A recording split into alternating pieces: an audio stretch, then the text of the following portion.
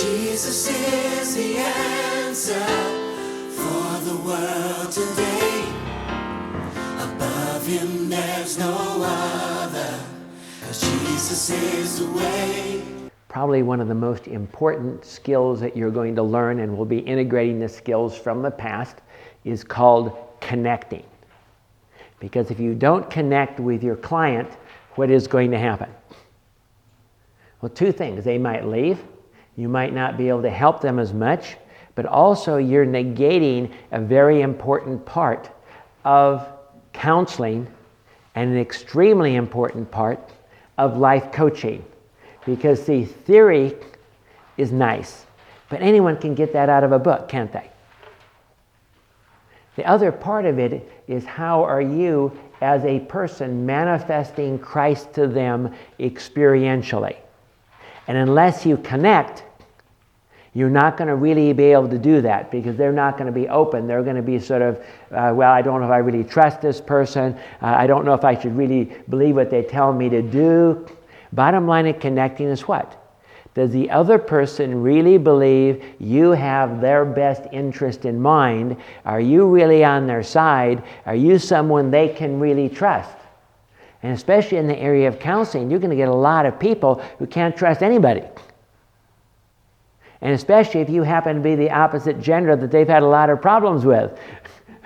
They're going to have a real hard time trusting. And of course, then comes transference, mean they're acting to you like maybe their dad or something like that, or counter-transference, you're triggered by them. We get all this kind of stuff.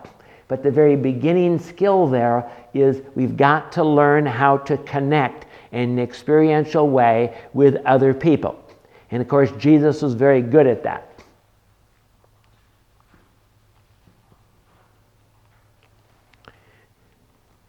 Whole areas of counseling. You know, client-centered counseling, Rogers. All it is connecting. An interesting aside here is that they sort of found out that there are certain things that were common to any therapist that actually were able to help their clients. The first one is connecting, that they really connected. The second one is they understood or had some explanation for the problem. And they gave them some answers. All of that seems to give us hope for the future, doesn't it? Larry Crabb has a whole book named Connecting. He taught counseling for a long time, and then an experience with his son, where his son actually got kicked out of college. And he really connected with his son on an experiential way. And from then on, he was emphasizing more of the connecting part of counseling than maybe the more cognitive type of counseling in sorting things out. And of course, the real issues are abandonment. Is that person going to be there for me? Self-worth, security. All these things are relational, aren't they? And so that's what we're really looking for. In the area of life coaching or discipleship, how much is connecting important? That's everything. See, think of Elijah with Elisha. If you're going to be mentored by somebody, there's got to be some connection. There's got to be that friendship. There's got to be that caring. There's got to be all those kind of things, because that's what really affects the other person. You might be amazed to understand, but all of the major ministries today that you see on TV and so on, almost every single one of them, they were discipled by somebody else sort of in the same field. At the international evangelists with the big crusades, a lot of them were connected to past international evangelists. And many of the great pastors were discipled by the current pastors, and the great healers were discipled by the great healers. So this connecting thing, I'm just trying to tell you, is a whole part of counseling that we can get off here and we can have all the nice theory and everything, but if you don't get this piece, you're not going to be very effective. Personal coaching relationships and counseling relationships are different, but they require that you connect in the same way. But we're going to find out at the end that we're going to have an example of each, and just how you connect is a little bit different, but the fact that you need to connect is the same way. But let's look at 3 different categories and talk about how you connect. First one is personal relationships. In personal relationships, what is this like? 2 kids playing together, right? There's no obligation to connect. It's mutually satisfying in the relationship. You both get something out of it. It's balanced, that you're both at a certain level and you see each other as equals. There can be different levels of caring, but it's like a best friend. A supportive role when desired, and sometimes it's confidential. Doesn't necessarily have to be. Okay, now the coaching relationship. It's more like a father and a son, or a mom and a daughter. Usually it's contract-based to a certain degree. It's a more experienced person helping a less experienced person. The whole mentoring idea. Deeply caring, but empowers, energizes, and challenges. Deeply caring, but empowers, energizes, and challenges. You have to let the client make their own choices. There's no obligation for the outcome. And there is confidentiality. Now, how is that different from connecting in a counseling relationship? A counseling relationship is much more like a doctor and a patient. There's formal and fairly strict guidelines. An acknowledgement of the professional helping the client. It's a benefit to the client only, except for maybe you get paid. There's an obligation to protect, direct, and help. You cannot override the client's choice, but you try to influence them to evaluate their alternatives. You must have the other person's best interest in mind, and that is first and foremost. A less deep relationship, dual to what's called dual relationships. In other words, you're not allowed to be their friend and their counselor at the same time. Where in coaching, you can have a friendship. They can be your friend. You can go out to eat together. You can meet their family. You can do all those kind of things because it's more of a mentoring relationship. And of course, in regular friendships, that's what they're all about. And you have even privileged communication, meaning you can't even reveal things in court unless it's allowed, depending on the laws of your particular state. So what is connecting like? Well, if you really connect with someone, there's a certain amount of intimacy, which means you get past that public and private face.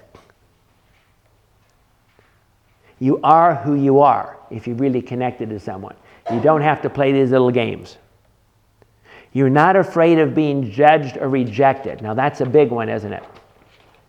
If you're not really connected to somebody, you better not tell them that. And in all these cases, if they don't give you all the information, how's that going to affect you? Hugely. You shouldn't need a facade at all. The coach or the counselor must take the relationship risks and model.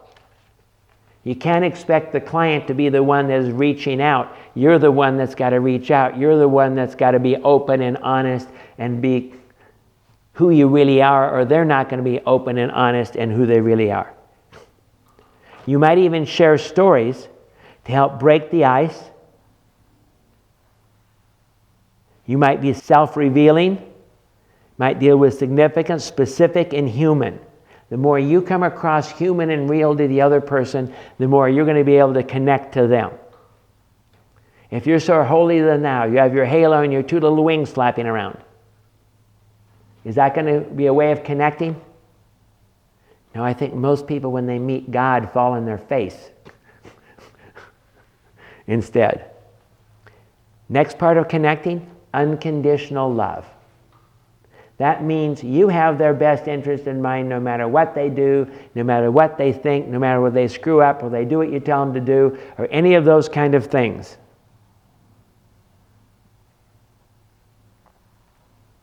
full acceptance, unqualified belief in them, you're going to have to see something in that person that you see that is good. Independence of performance. Remember the self-worth stuff we talked about? You'll see them worthwhile, no matter how much they've messed up or what kind of problems they've had. The appointment is about them, not about you. Assume they have a good reason for doing what they're doing. Don't take things personally. It's the unconditional relationship that transforms their life. Modeling healthy relationships is critical. Deeply care. Have and maintain healthy boundaries. If you're working with somebody in the area of codependency and you don't have good boundaries, not going to work, is it? So you're going to have to model those right in the counseling situation and model healthiness. It's critical to get your needs met elsewhere, so you're not trying to get them met because your client likes you or any of those kind of things. First responsibility is to be a steward of your own life. If you're not healthy, if you're not good, you can't help them. Ministry flows out of who you are in your relationship with Christ. You must live and model the kind of life you want your clients to have. Both types of connecting are the same, except that in counseling there's more of an expectation that the client is going to listen and follow directions. The clients set the agenda, actually in both Bible-based coaching and in counseling. But they set the agenda a whole lot more, and there's a whole lot more responsibility on the client in the coaching. And there's more responsibility on the counselor in the counseling. In the coaching, you make them more responsible for the outcome and the consequences. In coaching, they and God get the credit. In counseling, you and God get the credit. Though you really shouldn't take any credits for yourself anyway. You need to believe in your clients and in God. No matter what happens, is God able? The counselor is more responsible for the outcomes but cannot force the outcome. The coach is not an expert, but a support and a motivator. You might have more experience. Coaching is helping people change by believing in them. You're not expected to address everything in the client's life in coaching or in counseling, but the issues they want to direct. Let me give you another way of looking at this. This comes out of a book, How Can I Help? By Hunt. And it's really a book on telephone crisis counseling. And that's what you're doing. How can I help? But in both of these areas, that's what we're dealing with. They say, in connecting, the first thing is to accept the person. Focus on the person, the attitude of the counselee, the desire of the counselee, and then, of course, the attitude of the counselor. Does your attitude make any difference? Of course it does. Warm, accepting, caring, listening, genuine, patient, emphatic, non-directive. Not questioning, advising, explaining, judging, moralizing, or diverting. Listen. Not what you're going to say next. A lot of this stuff is sort of review. Undivided attention. Don't try to solve the problem when you're listening. Listen for feelings. Listen for a dominant concern. Provide feedback. Summarize. What did we just say? Take all the stuff we taught you so far in this class, and it's all part of this thing called connecting. Active listening. Conversational response. Mirror the response. That's the paraphrase, isn't it? Content of the response and a feeling response. That's the reflective feelings. So do you see all of these pieces fit right into that same type of crisis counseling? Reflect back what the person is saying and feeling, motivate the person to talk, and support the person. So what are the steps to connecting? The first thing is introduce yourself or lay the groundwork for what's going on. Find common ground. Now you've got to find something where you and they can be on the same ground. Common experiences, finding out what they've come for. Question is, am I suited to meet these needs? What should we expect from counseling and coaching? So it's going to be different at this point, isn't it? If I'm sort of setting up this counseling relationship, I'm going to explain how the counseling relationship is. In the coaching one, what is expected in the coaching relationship. Most counseling clients come after a crisis, so you know what they want, and they wonder if you can provide it.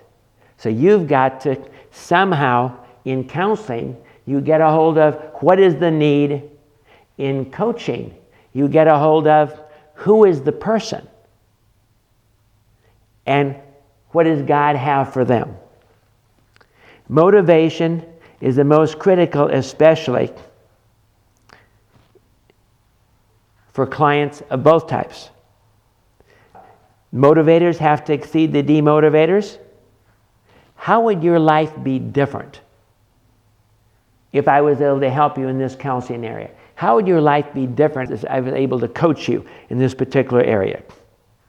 Give them action steps. How motivated are they on a scale of 1 to 10? What do you expect to get out of it? See, it's all these questions, and what am I doing? Trying to draw out of them enough that I can connect with them, but what am I also trying to do? Help them understand that I might have things that can buy them something, that can connect in the other way. Ever read the book, How to Make Friends and Influence People? What does it tell you? Find out what they're interested in and focus on that. So as a counselor, what do you need to do? Find out what they're interested in, what they need help for, and focus on that. In coaching, find out what they're interested in life and see what you can do to help them. Show that you care by active listening. Don't dominate the conversation. Remember what we said in coaching? 80% of coaching is listening. Of course, you need to keep records. So this first thing was laying the groundwork. Next step in connecting is introduce the relationship. Coaching is primarily a relationship. You're not going to fix the person. You're not going to make decisions for the person. I say that all the time in counseling. Perceptions are based on your actions. I'm not your referee. My job is to make you your own counselor, to help you work through your own process. The pace of the therapy is determined by you. To the degree you allow me, it's going to be Bible-based. Help of the Holy Spirit. We need to get a hold of God and let God do something here in your life. Confidentiality. You're the only one that can fix you with God's help. You're the only one who's responsible for what you do. When you stand before God, is God going to ask you what the other person did? You're totally responsible for God, what you do. And of course, you sum it up there. You're in control. You're responsible. I'm here to help. Now, what do you want to do? Clarify expectations is the next one. Clearly written expectations are important. Informed consent. In coaching, we have different expectations we explain about coaching. A formal contract is usually very useful. And then establish the goals. What do you want to get out of this? How can I help you? Ask them how they would like to be different. What should we focus on? Make it quantifiable. What prompted them to come in now? What are the first actions or steps? How do you know it's complete?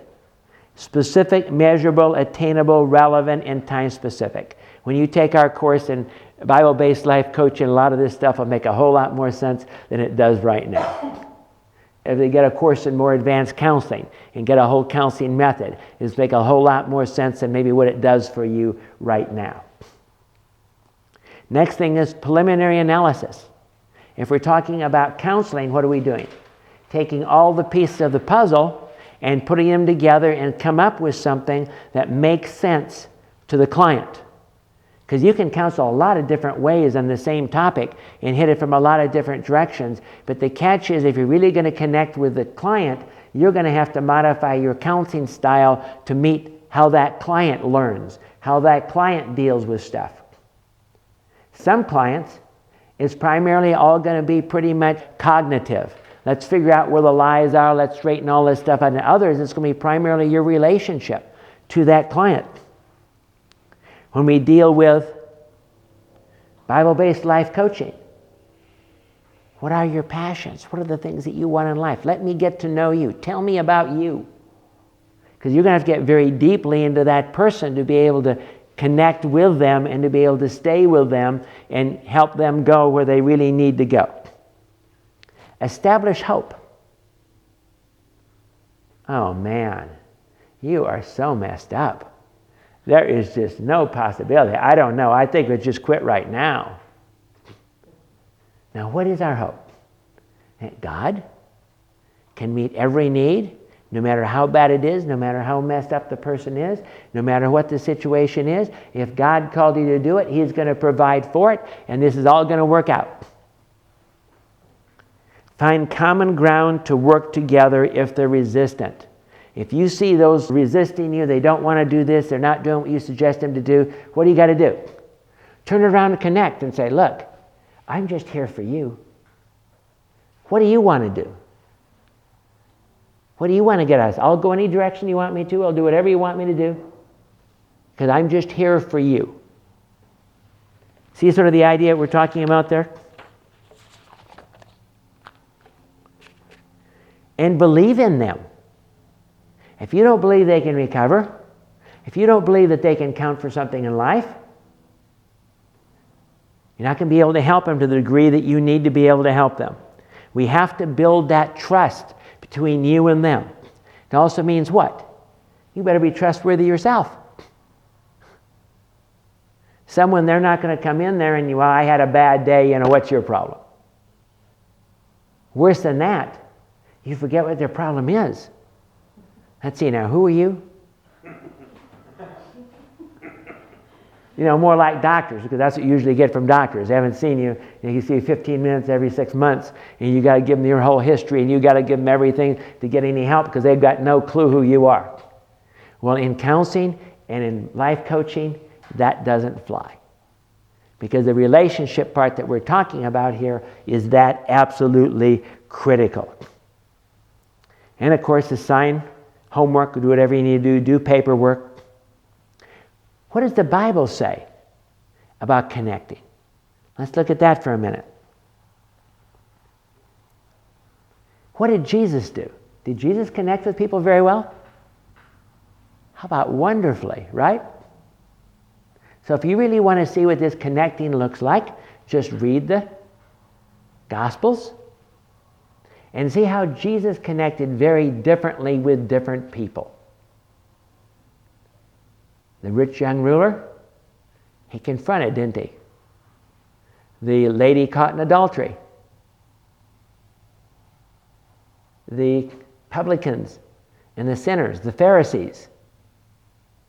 He tried to connect to them all in some way, wherever he could get through. Let's look at some verses here. First rule, Romans 13:8. Owe no man anything but to love one another, for he that loveth another hath fulfilled the law. Your primary thing in connecting is, I love you, you're important to me, I'm here for you, I won't abandon you. What can we do together for your benefit? 2 Corinthians 5:14. For the love of Christ constrains us, because we thus judge that if one died for all, then we're all dead. We're all part of the same body, aren't we? And it's got to be our love and caring for that person that motivates everything we do. Ephesians 1:6. to the praise and the glory of his grace, wherein he hath made us acceptable in the beloved. Is that client acceptable? No matter what they've done, they're acceptable to Christ just like you're acceptable to Christ. We're all on the same level. We're all working together for your good. Listen and respond with compassion. 1 Peter 3:8. Finally, be ye of one mind, having compassion one for another. Love as brethren. Be pitiful. Be courteous. Jude 1:22. And of some have compassion, making a difference. There's some people, until you have compassion, until you connect, you're not going to be able to make a difference in helping them. Nurturing through gentleness. Matthew 12:20. This is talking about Jesus. A bruised reed shall he not break, and smoking flax shall he not quench, till he send forth judgment unto victory. Communicate graciously and distinctively. Luke 4:22. And all bare him witness and wondered at the gracious words that proceeded out of his mouth. And they said, is this not Joseph's son? They knew him as a kid. They said, wow, this person really seems to care. Appreciate gender differences. 1 Peter 3:9. Likewise, ye husbands, dwell with them according to knowledge, giving honor unto the wife as unto a weaker vessel, and as being heirs together of the grace of God, that your prayers be not hindered. Of course, we're not in a marriage relationship here, but it's the same thing. You've got to get deeper into that person and understand where they're really coming from. And especially if there's a gender difference in your counseling, you better make sure you speak their language and you take all the gender differences into account. And you don't put on your pink eyeglasses when you're looking at a guy, or your blue eyeglasses and when you're looking at a girl. You're going to have to confront. Do you see how this is pulling all the stuff we've talked about together? John 8:11. She said, no man, Lord. And Jesus said unto her, neither do I condemn thee, go and sin no more. Of course, that's the lady caught in adultery. Do you see how he connected with her by defending her, and then he was able to help her? Honor their personal values. Romans 14:5. One man esteemeth one day above another, another esteemeth every day alike. Let every man be fully persuaded in his own mind. I had a client call, and they basically were looking for a counselor, and they belonged to a Christian denomination that's sort of right on the edge of a cult. And they said they had another Christian counselor and they just couldn't work with him. You know, can you accept where I'm coming from? And of course that's going to be hard. But the deal is, yes, they have a right to make their own choices. They have a right to make their own mistakes. They have a right to disagree on certain scriptures and certain things. But your job is what? To help them to the degree you can. And you'll find out that when you do that, many times then you'll get your opening to even deal with some of those other issues. Another client come to me, and he said, I don't want any of this religious junk. Nothing about God. What did I say? Well, I'm willing to help you. You know, if you don't want me to talk about God, but let me tell you that you're limiting what I can do to really help you. See, the problem was he'd been in an accident and lost his leg. And he was blaming God. By the time we got to the end of the session, we were talking primarily about God and dealing with those kind of issues. But the idea is your job is to connect with them where they are. It's not your job to go in there and say, okay, you're really screwed up. Now, let's change this and this and this. Now, you got to connect first. Remember we said that before you can confront? Got to have that best interest in mind. That's what it really comes down to. You know, the true agape love of God, it's their problem, not yours. You're helping them in whatever you can do in best interest, both in the counseling and in the coaching. Now what we're going to do is I'm going to try to give you an example of both connecting in counseling and connecting in life coaching, so you can sort of see the difference between those two in a more experiential way. is, what can I do to help you? Because it's not my job to fix you. It's not my job to make your decisions for you, because you get your own consequences. I'm just your resource to try to analyze things, fix things, work out things, get you whatever help you need to help you in your life in whatever area that might be. Okay. So what can I do to help you? The problem I'm having is primarily with anger. And what happens is if I get hurt in a relationship, whether it's, my mom or my kids or whoever, right in that moment, I don't express what I'm feeling. And so then later I think about it and I think about it, and then I start to realize that I'm very angry. And I wish that I could know how to, right then in the moment, maybe speak up for myself or not be afraid to say right then what I'm feeling. Because then later then that anger's there and then it's harder to deal with. And if I go back to the person and say, I'm really angry about this, they're going, what? I don't even remember that. So I want to learn how to, maybe in a positive way, express that hurt right then before it stews or builds into something damaging to the relationship. I'm hearing that you have sort of a problem, and the problem is that you don't even recognize it when it happens to you. Yeah. So if you don't even know it's happening, it takes a while for me to process it. Would you believe it's probably okay for you to take the while to process it and then go back and say, when you said that, then I felt this way? Okay. Yeah. I understand. It'd be nice if you could get to the place. Yeah. What ideas do you have? What have you thought through? Now, I see that you're a very smart person and so on, and I'm sure you already thought this sort of through. And so what have you thought through, and what have you tried before? I spend a lot of time in the scripture looking at anger and trying to find out healthy ways to deal with that. And the Bible actually has a lot of examples about anger. So I think, like you said, it is okay to take time maybe to pray about the situation or think it through, because sometimes maybe I'm just in a bad mood or tired, or maybe I would have overreacted, and sometimes it's better that I did hold my tongue and think it through. But then just going back and talking to the person, in a healthy way, instead of saying, you did this and it hurt me, I want to be able to say, I was hurt by this, so I think maybe it's going to take some practice. Okay. And what is the Bible? You say you've been reading the Bible. What is the Bible telling you about all this? I think that it's okay for us to be angry, and I think it's very healthy to tell God when we feel that way, and just as long as we're not letting the anger cause us to sin.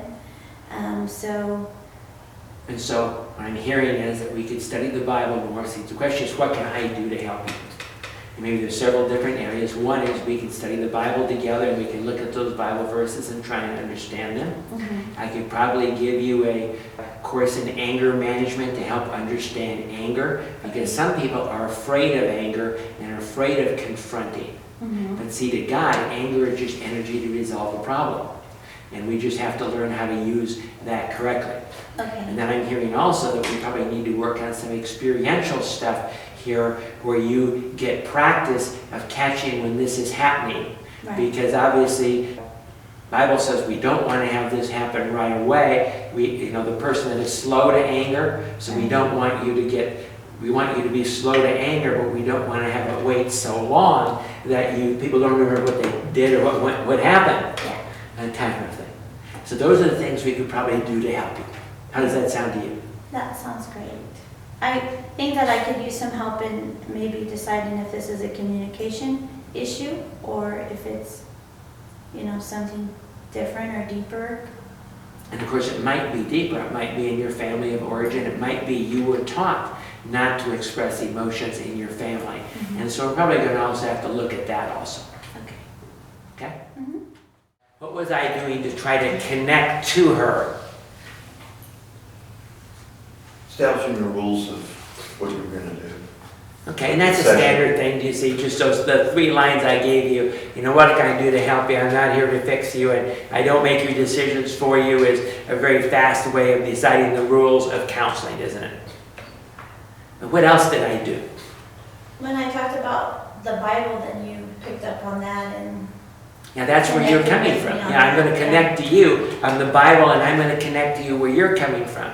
You know, as I asked you, you know, how do you read it? I didn't say, well, you know, I could have just got, well, the Bible says this, and this. Get your act together. But I was going to find out where you're coming from, and of course also when I said, well, what are our solutions? Well, the first one, since you're Bible-oriented like that, let's have you study the Bible, let's do it together. Another deal, which the ladies like the best? Do they like when they're just given a job and go out and do it, or do they want to do it with a person? So you see, by connecting, I said, well, we'll study the Bible together. We'll work on these issues together. I could have also said, you know, we're on the same team. One thing I'll say sometimes that I didn't say this time is I'll say, look, we're all counselors. You know, and I need you to help me get the pieces together of this puzzle so that we can work together here as a team. Do you see how that's connecting, working together as a team? So there's certain things that you can do there to try to help the other person feel that you're on your side. You notice also, I asked her then to confirm that this is what she would like to do in the counseling. This is how she would like to handle it in the counseling. Any other questions on this one?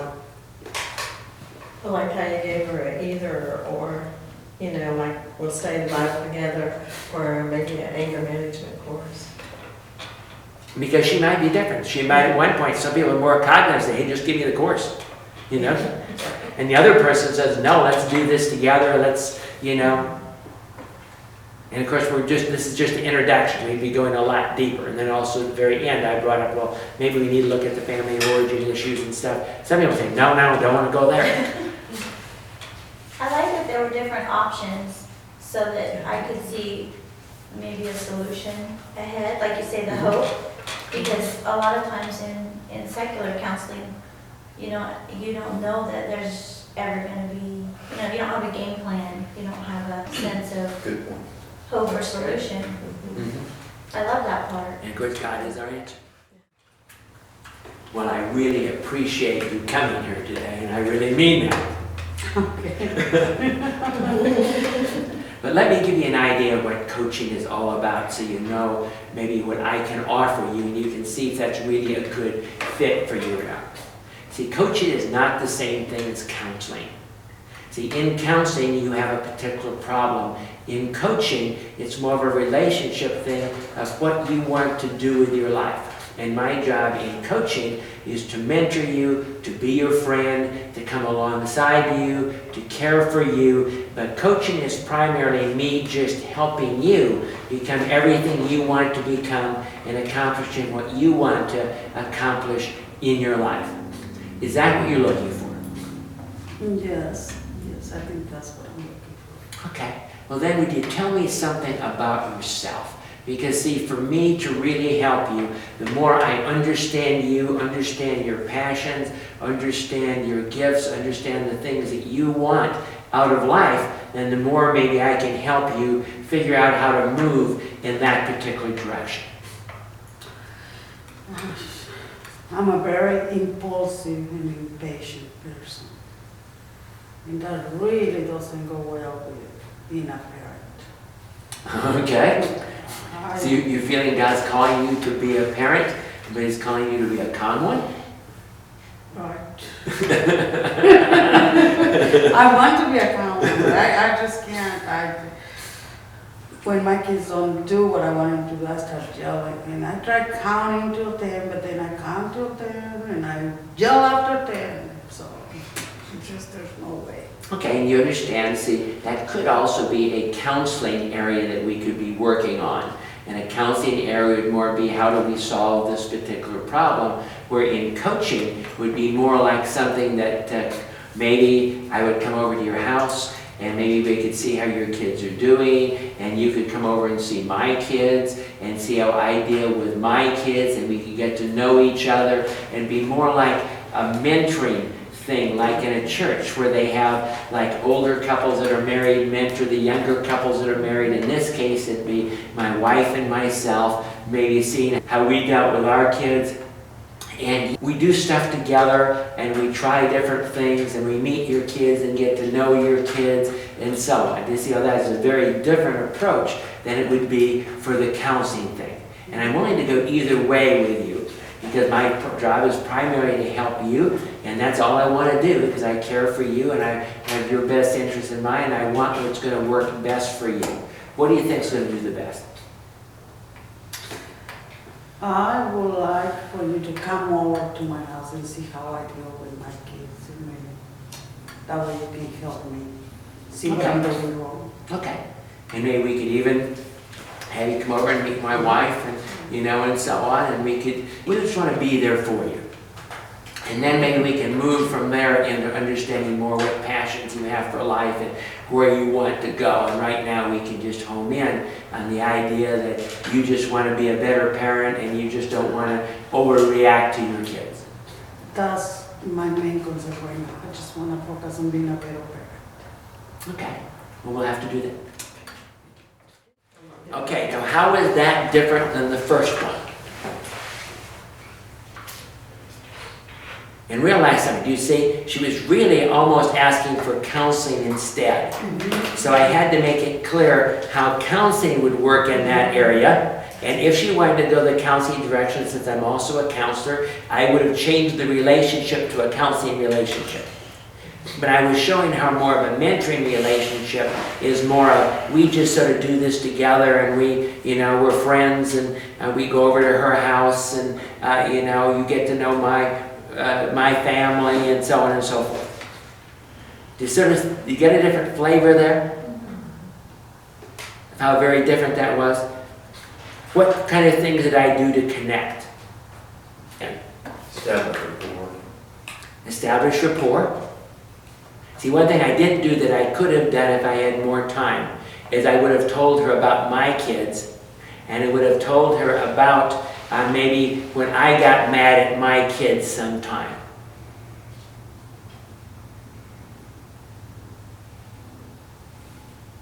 What else did I do? You recommended doing stuff together. You notice I also still gave her a choice, didn't I? I wanted to make sure that she really wanted that. Because you come to my house and the house is dirty, forget it. You know what I mean? Or I don't know if I want that kind of a close relationship with you. I think I'd rather have the counseling. And one thing that always happens in coaching is you end up with people that are really looking for cheap counselors.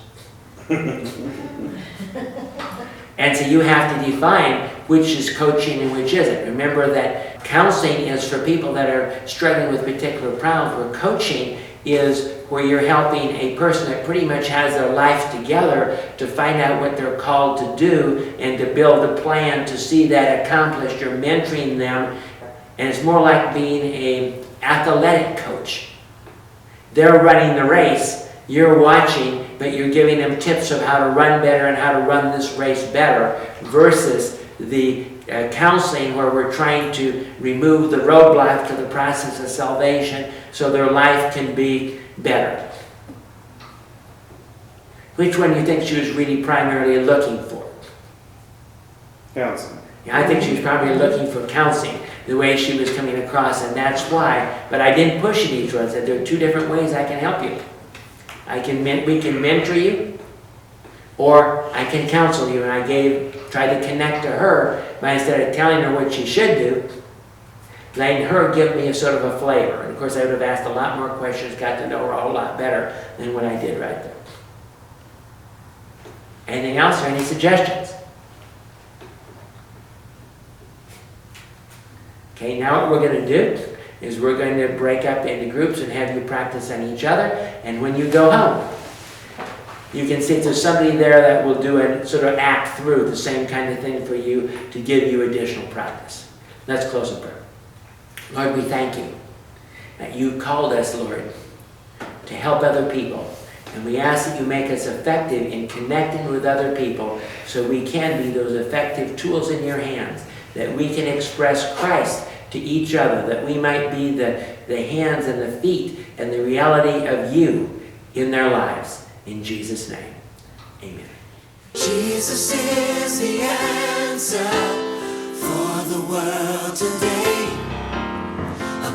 him there's no other, 'cause Jesus is the way.